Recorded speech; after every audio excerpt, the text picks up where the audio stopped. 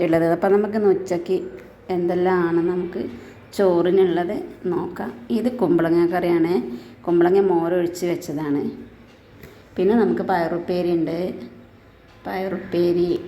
പിന്നെ നമ്മൾ കുറച്ച് സോയാബീൻ പൊരിച്ചിട്ടുണ്ട്. പിന്നെ ഇന്നലത്തെ മീനാണ് കേട്ടത്. ഇന്ന് നമ്മൾ മീൻ ഒന്നും വാങ്ങിയിട്ടൊന്നുമില്ല. അപ്പോൾ ഇന്നലത്തെ മീൻ വെച്ച് അഡ്ജസ്റ്റ് ചെയ്യാമെന്ന് വിചാരിച്ചു. ഈ കുമ്പളങ്ങ കറി നല്ല ടേസ്റ്റാണ് കേട്ടോ. നല്ല കുറുകിയ കറിയാണ്. അപ്പം നമ്മൾക്ക് പണ്ട് മുതലേ നമ്മളെ വീട്ടിൽ എന്താണെന്നറിയോ, നമ്മൾ എന്ത് ഭക്ഷണം ഉണ്ടാക്കിയിട്ടുണ്ടെങ്കിലും ഒരു കുഞ്ഞ പാത്രത്തിൽ നമ്മൾ ചോറും കറിയും വെള്ളമൊക്കെ നമ്മൾ മാറ്റി വയ്ക്കും. അത് ഇവിടെ പണ്ട് മുതലേ ഉള്ളൊരു ശീലമാണ്. അപ്പം ഞങ്ങളും അതിങ്ങനെ പാലിച്ച് പോരുന്നുണ്ട്. അതാണ് ഇപ്പോൾ ഈ ചെറിയ പാത്രത്തിൽ കാണുന്നത് കേട്ടോ.